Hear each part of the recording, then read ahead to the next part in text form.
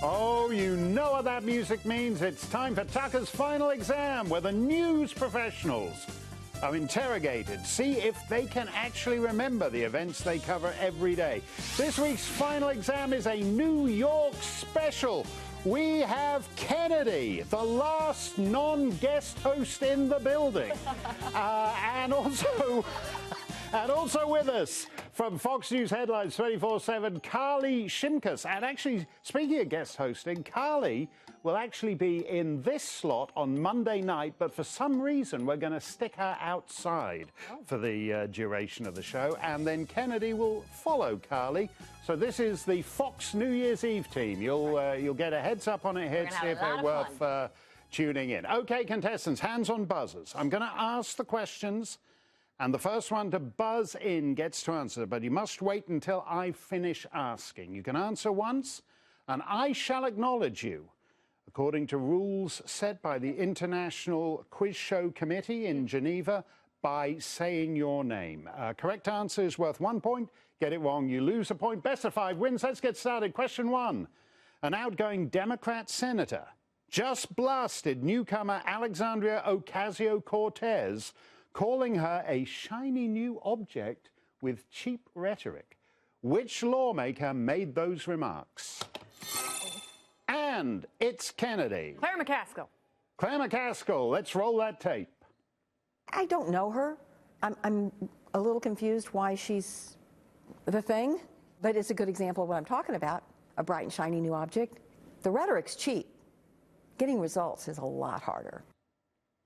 Meow! Yeah. Saucer of milk for Senator McCaskill. Don't let the door hit you where the Lord split you, Senator McCaskill.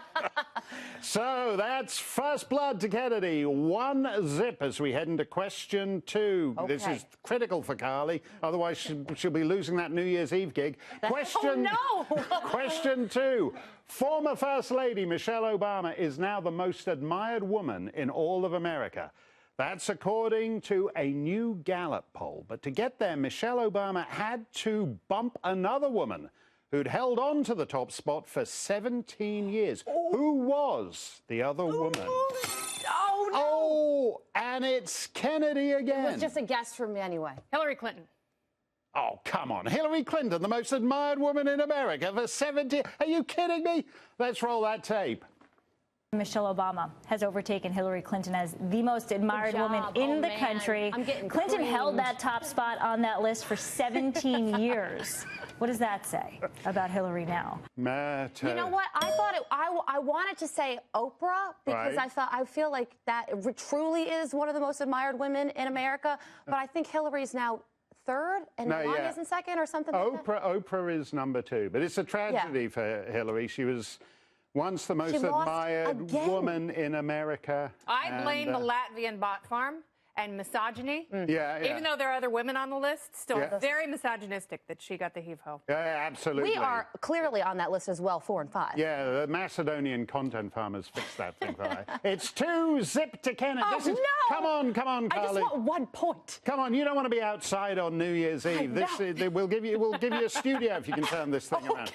Question 3. We recently told you about a popular calendar in Russia which features various images of a shirtless Vladimir Putin.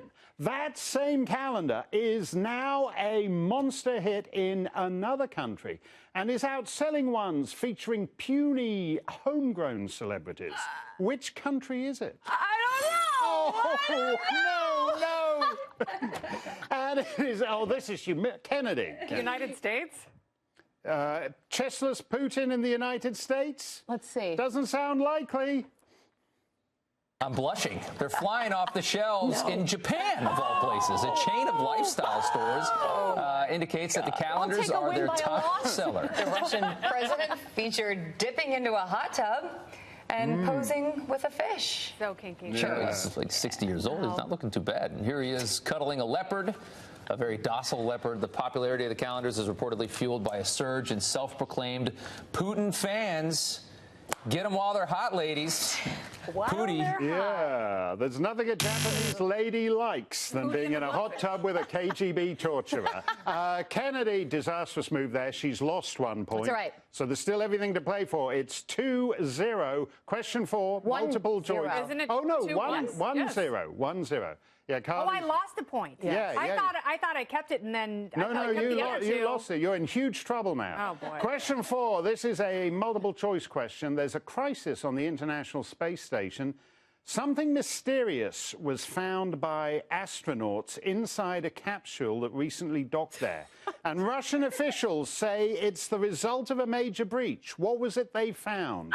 A, a sharp knife, B, a tiny hole, or C, a jar of pickles. And it's the trigger-happy Kennedy yet again. What do you say, Kennedy? Jar of pickles. Jar of pickles. I was going to go with A. But... Let's roll that tape.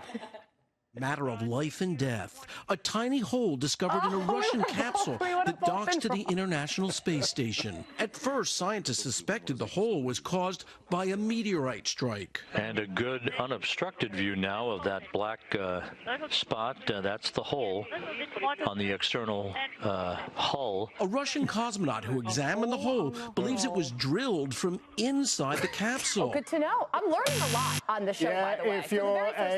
If you're a Russian cosmonaut, just plug that hole with the picture of Vladimir Putin chestless in the hot tub. That'll take care of it. Okay, so as a result, Kennedy's lost another point. It's now 0-0. Highs and lows. So this is sudden death. Sudden death. That's the lowest scoring game. This is the lowest scoring game in the history of this show. Final question. Maybe we've been dipping into the New Year's champagne earlier, Mark. Too much wassail and figgy pudding. Final question.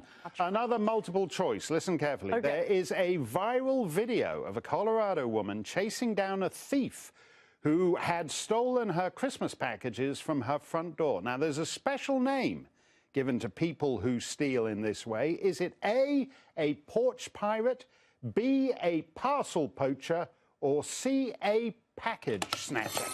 And Carly, can we have a round of applause for this? Carly succeeded in actually hitting the buzzer. We didn't even know hers worked. Amazing. If I get this right, it is a win I do not deserve. Okay, let's see. I am going with A, porch pirate. Porch pirate.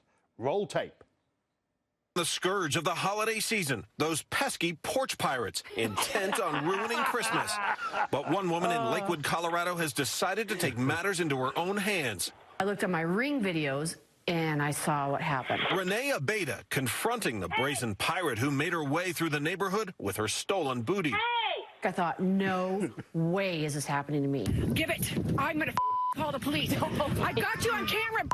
Give me thing. Wow, now. What a salty pirate herself. Yeah. It is. Parlay. Yes, you did. I saw you. Throw it down. And I would have ran for as many miles as I had to get my package. Good for her. Yeah, Keira Knightley didn't talk like that in Porch Pirates of the Caribbean. That is now we have an amazing. This is a humiliation for Kennedy. Quite a turnaround. This I don't deserve. I feel like Hillary Clinton on election night. My victory was a sure thing, Mark. Right. Kennedy did all the heavy lifting, and I won the popular vote. No, you've worn out your hand. That's hitting that buzzer. Carly just hits it once and takes the trophy. Can I say thank you so much? Yeah. I believe that mug really should go to Kennedy. No, come on. I can't stand this good sportsmanship. Here you go. There is your Tucker Carlson mouth breather mug. We'll shake. You'll see these ladies in this time on Monday. That's all for this week's final exam. Pay attention to the news each week and tune in on Thursdays to see if you can do better